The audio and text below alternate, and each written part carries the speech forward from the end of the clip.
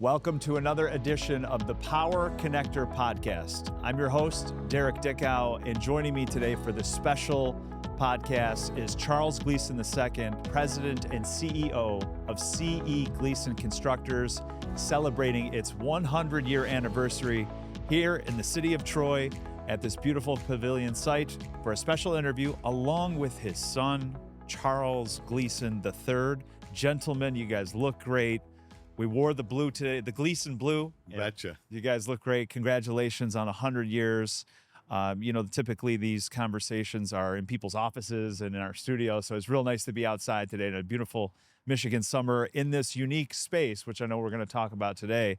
But before we get into some of the questions that I have for you both, I would love to know, most companies fail within the first 2 years. I think the number is 90% fail within 5. You guys are celebrating 100 years and now 4 generations of Gleesons running this company. I attended your 100-year gala last week, and it was full of dignitaries. People flew in from all over the country, more than 300 people celebrating that night. Tell me a little bit about 100 years for Gleeson, what that means to you and the family. Thank you, Derek. Appreciate you being on here. It was great celebrating with you. I have my son, Charles the third here as well, celebrating the 100-year centennial celebration. It's an honor and a privilege to carry on the Gleeson name 100 years. In fact, less than 0.5% of companies in the United States have ever gone 100 years in its celebration of longevity in business. And in fact, only 30% of that 0.5% are construction companies that ever make it that far. So it's been truly a remarkable progress of family where we started. I started off at 12 years old as a laborer and a bricklayer. Found out I wasn't too good of a bricklayer, so I went to college. But it all started in the field. Worked with my dad and my uncles, and I know they're all looking down today, and they're very, very proud, and like I am of my son coming on board. And it truly is it really all came together last Friday, that it just overwhelmed me with just the pride and the bone chills and everything, and the people that were there. I had people coming in from California, Florida, Washington, D.C., Atlanta, Georgia, all over, subcontractors, past clients we built Walgreens with, started off many, many years ago. And it was great to see everyone come there and celebrate with a lot of the third and fourth generation family members whose fathers all worked for the company many years ago as well. Yeah, it's been incredible to see the number of people that have been with your company for 25 and 30 years. It seems like they found their niche. They found a company that they could grow with. I'd love to learn, and I know you spoke on it at the gala last week, but tell me a little bit more about the Gleeson family story, right? They came from Canada. They found Michigan as a place to call home, and they started this company 100 years ago. Yeah, 1835, John Gleeson came over from Tipperary, Ireland. John came over, and he immigrated to Canada, Chatham, Ontario. And John had 4 boys. One of them was Clarence Michael Gleeson, my grandfather. He married a woman on the farm next door, Alice Doyle. And then from there, they moved into Michigan, into Detroit, immigrated in 1918 or 1919, just before things kind of went south with the Depression and stuff, and the stock market crash. And they had 8 boys, 3 girls, 72 grandchildren out of that. So we had a lot of cooks in the kitchen, so to speak.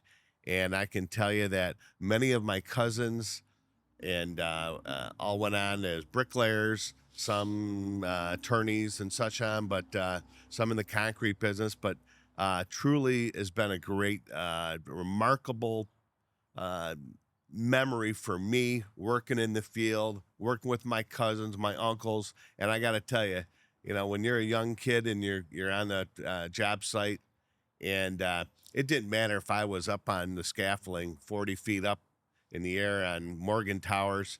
If the mortar came up and it was too loose and runny, it would be my fault. Okay, I learned all that from my hard knocks, so to speak, with my my dad and my uncles, and I remember it every day. And I can't be more proud of representing and carrying on the family name. And you know, I know that's going to carry on in the next century here with my son. And I've got my son Charles III. I got Connor Doyle, Cameron Dillon, and then I got a daughter. And I wanted all my kids to go work somewhere else first.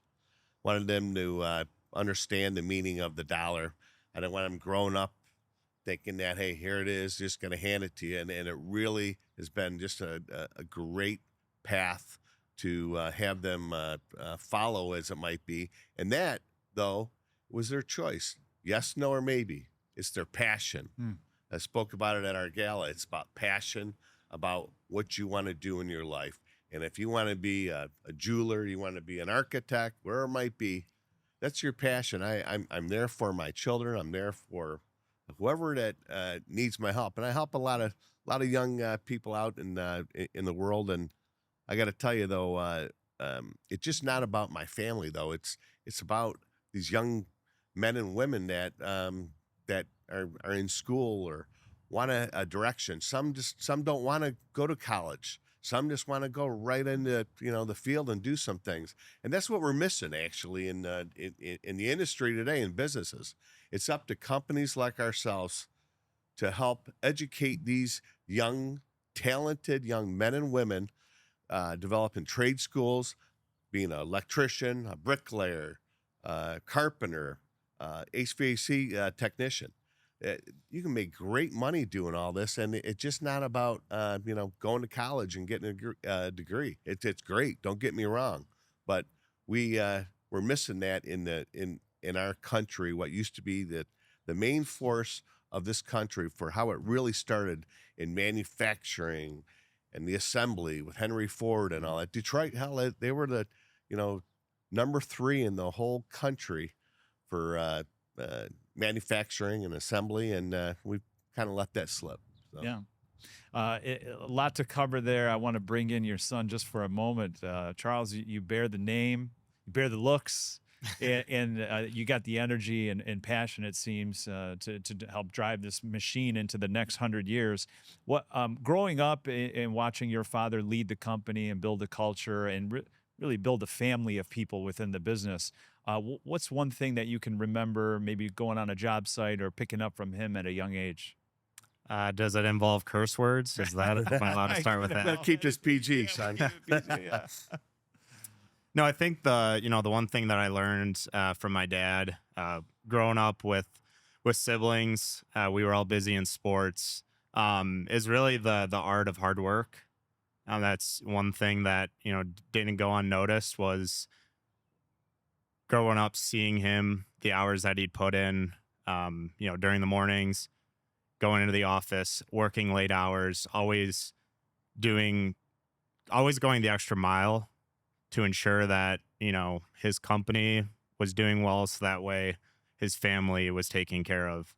And, that goes a long way. And I think that when I started to look at my career, my future, and what that holds, that started to resonate more and more. And the art of earning a dollar, and that was something that was very apparent at a young age. Yeah, that the art of working hard and earning a dollar is kind of, sometimes we can hear it get lost on the next generation.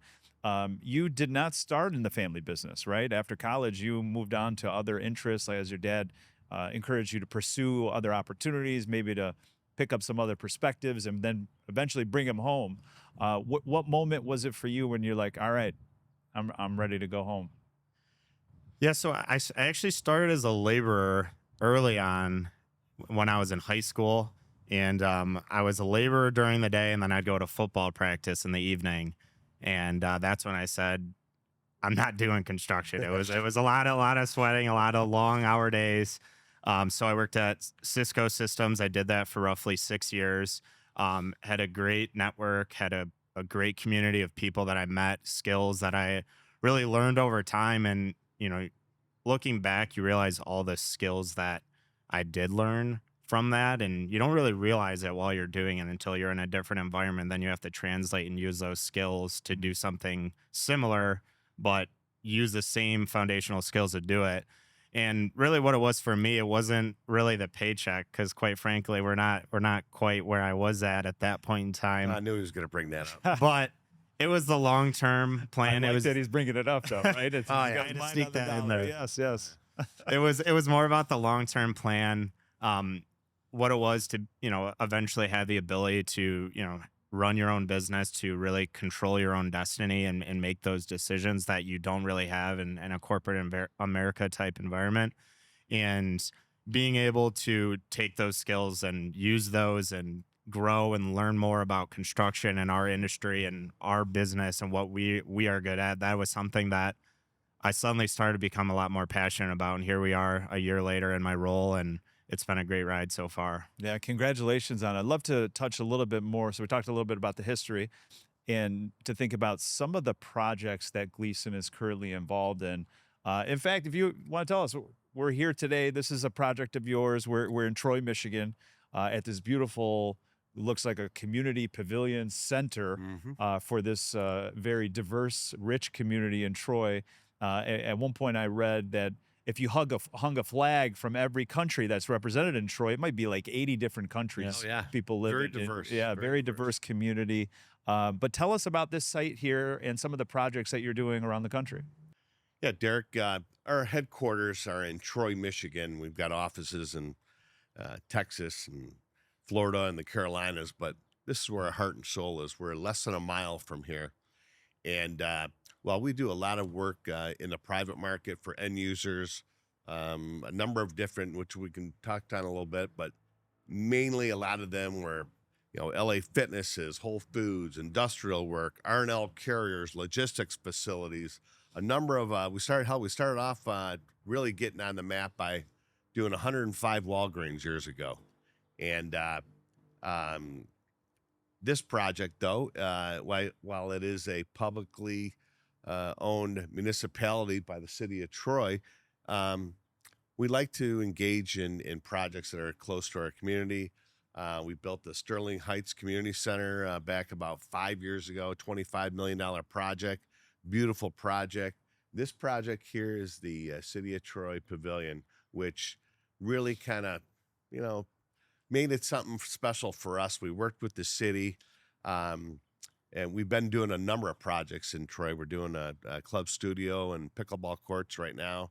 Did a Whole Foods. We have some multifamily coming up. But this project here, we really entrenched ourselves with the city of Troy, their officials, on a daily basis. Our team was involved with Kurt constantly throughout this project, and it's been a great thing. And this, as you see behind us here, that's going to be an ice rink in the winter, which is something that it's kind of it's a Michigan thing, all right? Unless you're in Rockefeller Center or something with the ice. But it's a great opportunity here, and we enjoy doing work with the city. We do a number of different projects for municipalities, city of Birmingham and such on. But this was kind of a special project for us. But it's kind of bizarre how things start off, where this project literally is in our backyard. I mean, like in the sandbox, so to speak, because years ago, as a general contractor, our backyard was 30 miles. That's kind of how the radius was for a general contractor, construction manager. Sometimes you went a little further, like maybe Monroe, Michigan. That was like, oh my God, you're out of state or something almost. Well, now we're doing work in 39 states. So it's really been a proven process and a great honor to work with a number of different clients as being a client-driven company. And that's really what makes us who we are, unique and special. We go the extra mile. As my son Charles said, he grew up listening that when we've done over 175 LA Fitnesses now. They're based in Orange County, California, 24/7, my telephone.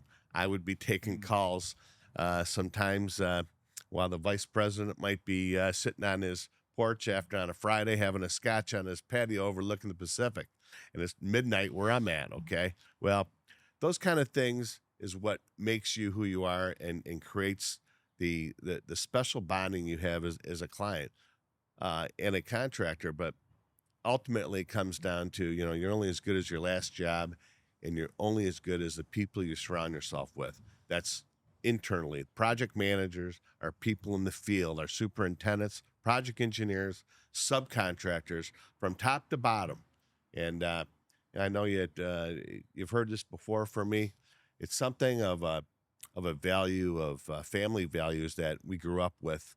And the simple fact is, when I was a kid, I remember my dad dropped me off. I went to Brother Rice High School. My dad would have mortar all over his pants and a white T-shirt covered with cement, concrete, mortar. And a lot of these other fathers and stuff were all there in their suit and ties, brand new cars. And my dad always said, "Hey, Charles, doesn't matter what you look like, doesn't matter what you drive. Just remember to treat everybody right, from the ditch digger to the CEO, because that's where you interact with people. And that's really what makes your heart and your soul who you are." And I think that really helps with bringing in the best people that surround yourself. We're like a family. And that's pretty much where I think we rely on our success. I've witnessed that firsthand. I mean, you really treat the staff at the ballroom the same way as you treat the CEO of a Fortune 500 company. It's something that I admire in the way you operate. I learn a little bit from you as well. But you're also building relationships with people across the country that are moving at such a fast pace. So if a generation ago you were only doing business in a 30-mile radius, how are you utilizing a relationship building and networking and maybe some technologies to help your company move to the next generation? Well, it's a great question. I can tell you about some of the relationships. We start talking about technologies. All right. If it was up to me, we'd still have Lotus. Okay. That's where we're going to rely on my son. I can tell you that the relationships that we have, particularly down in Florida, where we're doing a lot of work. Florida and Texas and the Carolinas are the mainstream right now in the United States, profit-wise, as a general contractor, the work, the load. But if you go down there and you just start off down there, you don't have relationships with subcontractors and stuff, you're going to get eaten alive. Okay. We sat down with some of our subcontractors that are up here in Michigan and said, "Hey, look, you've been doing all this work all over in the Midwest. Why don't you try doing a project down here and maybe eventually see how it works out and open up an office?" Now we have like 6 of our main subcontractors that have opened up offices down in Florida and the Carolinas. Texas, it's kind of like doing work in another country, but it's about surrounding yourself with the best, as I said, the best possible people, making sure that things are right, the project goes right, but you're dealing with a lot of different elements down there as well. I mean, hell, it rained 24 inches in day and a half down in Dallas and in Houston last week.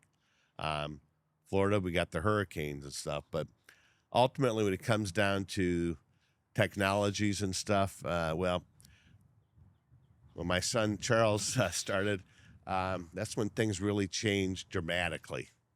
I'm going to turn that over to him on that. Yeah.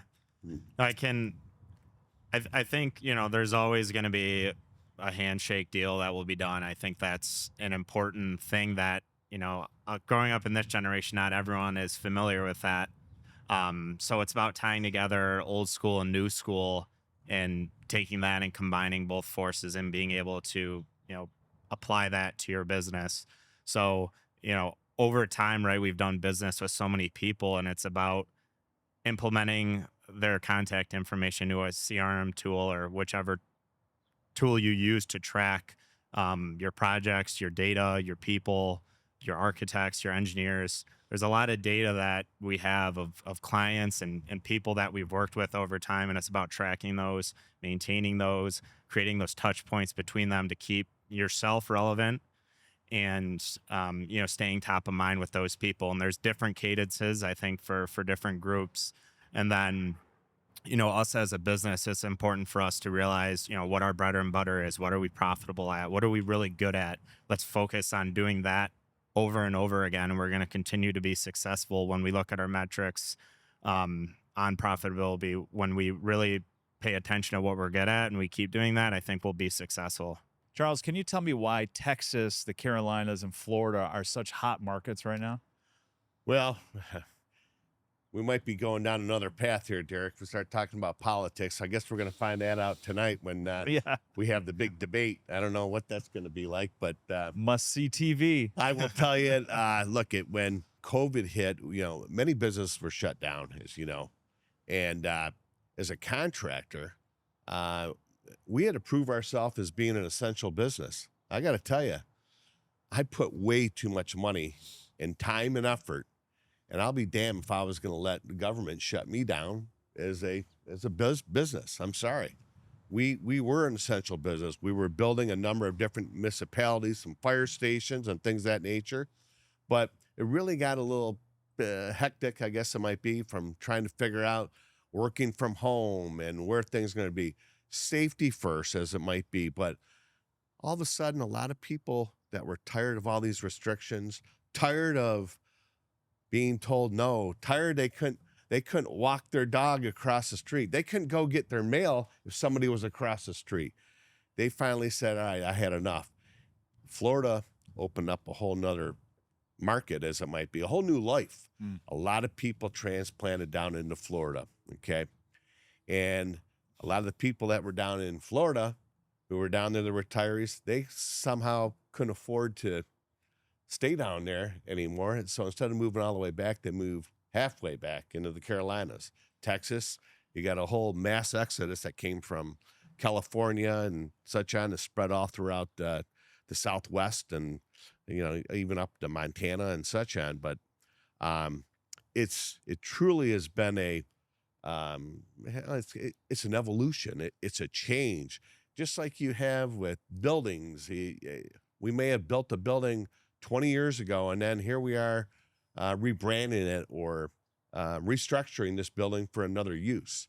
So things change in the industry, things change in the world, things change in our lives, and that truly has been kind of a good thing and a bad thing.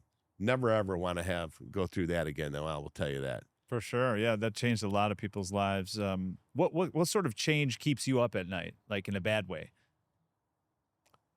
Well, I'll tell you what, when I used to run everything, be the problem solver for operations, estimating, accounting, bonding, banking, all the different things, all right, that would keep me up at night. A subcontractor, the weather, sometimes when it would be pouring rain for 2 days, my kids would, they were young, I'd be taking them to hockey and I'd be in a bad mood. They're like, what's wrong, Dad? I said, well, I probably lost about 10 grand today, okay?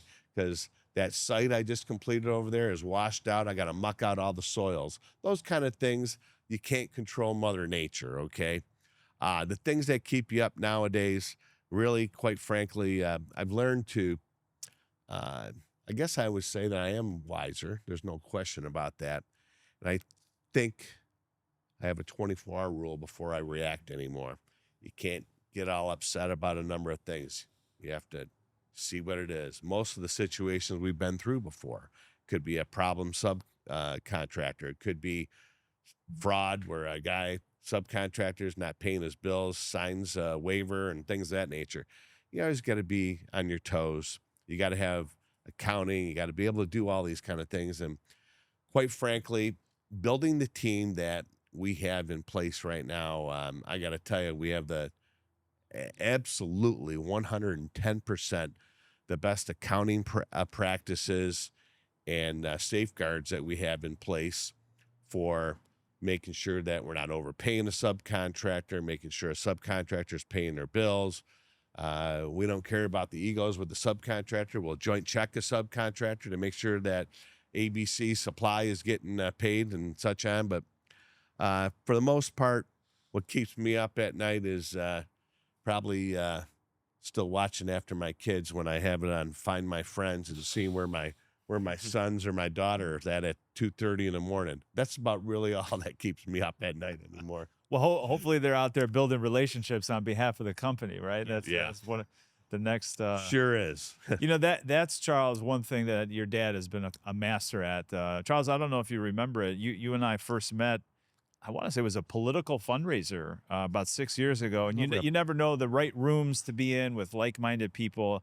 And I think outside of all the business stuff that he's going to teach you over the next however many years he wants to do this, the one thing I think to be mindful of is to get yourself in the right rooms with the right kind of people, because you never know where deals come. Sure. And you can't always pick. Sometimes it's just organic. You know what? And before he answers, I want to tell you something. It was at Baco Restaurant. That's right. Okay. It was a political fundraiser. And when you're in the business like we are, you go to these different events for networking, and sure, you want to do things right for your country, right for your cities, right for all that. But, Democrat, Republicans, you still interact with them all. You fund them all with certain donations and stuff, but more importantly, the relationships you create. And I'm like, who is this young guy, Derek Dickow, wanting to start talking to me about marketing, business development? Yeah. All right. And I said, you got a card on you. I'll never forget that. Yeah. He said, no, I don't have one. I said, what do you mean you don't have a card? All right. The hell kind of marketing is that? Okay. I'll never forget that as long as I live. And then as I started to get involved, you convinced me to get involved with this Power Connections. And I got to tell you, truly remarkable on your end. Thank you. Compliment to you, Thank what you've done. I know you're a family man. I keep encouraging you to right there, having kids is the best thing in the world. Okay. But I got to tell you that the connections that you do in life, they go from church to the baseball field, coaching a team. And heck, I can't tell you how many kids I coached coaching baseball that were CEOs of Visteon and all kinds of other things. And I never even knew it. Lear companies and all the kids we played football with and stuff. And it's all about those connections that you make. And really ultimately comes down to who you are as a person, right? That's why these young guys right here, Charles and my sons, my daughter, they got it. It's a whole different way. I always tell these guys, I'm like, hey, put the phone down, okay? Quit the texting thing. Yeah. Go see somebody, call somebody. Enough with this texting stuff, okay? Mm-hmm. But I'm guilty of it myself. But Well, we can always leverage technology to help us, and I know you'll find every way to do that. But nothing will replace the presence of the flesh and meeting the right person at the right time. How's your experience been, just kind of observing him with people over the years? Yeah, I mean, he's always been very charismatic, always outgoing, always one of the funnier people in the room, draws a lot of attention in. But it's all in good spirit. And I think I drew from that. I started when I was young, really shy, actually, believe it or not. And then I don't know, something finally clicked in my brain, like about, towards the end of middle school. And I started adopting a lot of those things, whether, I realized it or not. And I think an important thing to realize too about relationship building, it's you can't go at it looking for something specific every single time or something for you. You can't be selfish in that regard. Sometimes you're going to meet someone and you got to be willing to lend a hand to do something for them. You can't always be looking to get something out of it every time. There are times when you go to a lunch or you go to a breakfast or something, and it's very targeted, and you make it clear as to what it is that you'd like from it. Sometimes it's about planting the seeds, watering them, see how they grow, building relationships over time. And that's there's an art to it. And I think that's something that my dad does very well. I think that's something in our family growing up, that you see a lot of successful people in our family that have a lot of those same characteristics. Yeah, characteristics. I mean, it looks like he's born with it, right? People just gravitate to your dad. But is there anything specific that, I know you said you treat the subcontractor the same way as the CEO, but if there's one bit of advice that you have on how to do it at a high level, how to relationship build with people, what would that be? well, believing in somebody. second chances, seeing what somebody has gone through in their life. Not everybody is born with the silver spoon, okay? Some have had to earn it. Some have gone out of their way to face diversity. For instance, one of the dignitaries that you mentioned that specifically came in, Congressman John James came in a day early from his travels. He was actually in California on some business appropriation meetings and stuff, and he came in and gave a really nice tribute to my family and our company. And a lot of this goes back to where he was when he first started off and wanted to go in this politics. His father had a lot of setbacks, racial diversity and all kinds of things. That wasn't happening in Mississippi, okay? His father came up into Michigan and started this logistics company, okay? And John, I'll never forget when the first fundraiser that we had for him is running for center, and he was inches away from it. Before he did it, he pulled out this piece of paper that had plastic baggie around it. He carried it with him for over 475 missions. It was a letter from Coach Fracassa, your coach, and Brother Rice, about, hey, you're not going to be the star of the team. You're going to be helping this team, and you are this team. This is what makes the team. Those kind of things carry with you in life. I got home that night after our 100-year gala, and I got a text message from one of John's sons. And it was a video, and it said, "Happy anniversary, Uncle Charles." That right there brought tears to my eyes, because it's the same when he sees my daughter, my sons, anybody. It doesn't have to be a congressman, or it could be the janitor down the street. You just know that when you touch somebody in their life, you help them, you gravitate to somebody, and that's what pulls things together. It makes people better. It makes life better, trying to understand in this crazy world that we have right now.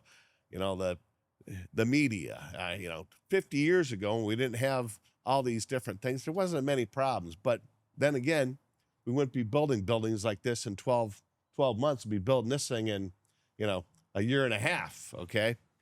But it's what comes down to is, like I said, the passion, the heart and soul, your integrity, and your respect for people. And that's what really makes everything better in life. I couldn't agree more than the way you just said that. Give me just a couple more pieces of advice. The leadership of the next generation. One of them sitting at the table here, but I'm not always sure who finds these interviews and what stage they're at in their career. Yeah. Maybe they came on because they wanted to learn something from Charles Gleeson II. And maybe they want to be in your seat someday. And maybe it's your son, right? Well, let me tell you what. What's the biggest piece of advice you have? Kind of funny you mentioned that, because, there's a lot of different things that you do in life. When I mentioned about mentoring, okay, mentoring is a huge part of my life. I was mentored a little bit differently, as Charles mentioned, maybe a little stronger language out in the field and things of that nature with my father and my uncles and such. But over time in life, I've worked with a number of young people that are going to college, help put some other kids through college, because they had a dream, and you believe in these kids, and you try to help them. This building right here was built by a superintendent of ours, Matt Baglio. Had a tragic loss in his life when his father many years ago passed away, and Matt worked as a laborer. I consider him like a fourth son. And I'll never forget his first week of school. I said, "Well, all right, you're living far away and your classes are way over there." So I bought him a bike, and whoa, boy, he was scared to death. He called me up and said, "My bike got stolen." I said, "Matt, what the heck happened?" It's okay. Hey, make it happen. Hey, get this lock. Mentor him. Hey, get this kind of a lock where, it doesn't happen. Just little kind tiny things. And that happens even with in our office right now. We've got 8, 10 kids in there who some are just got out of high school. Some aren't going to go to college. They're training out here in the field. It's about mentoring this next generation and what you got to do to help these people understand where they're at. Sure, it's going to make your company successful as it might be. They might leave in 2 years or something, okay? I call it manager in training, MIT, okay?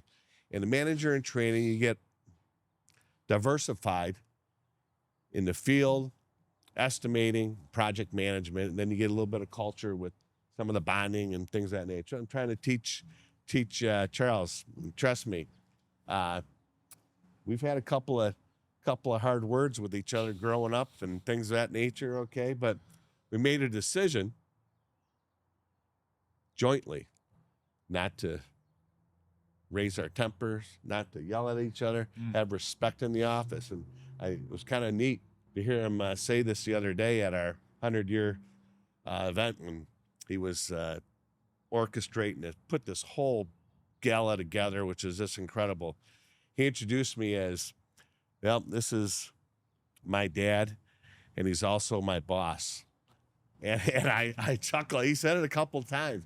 And that's what I tried to tell him or try to encourage him to understand that, hey, I'm your dad, okay? We can have our words, all right?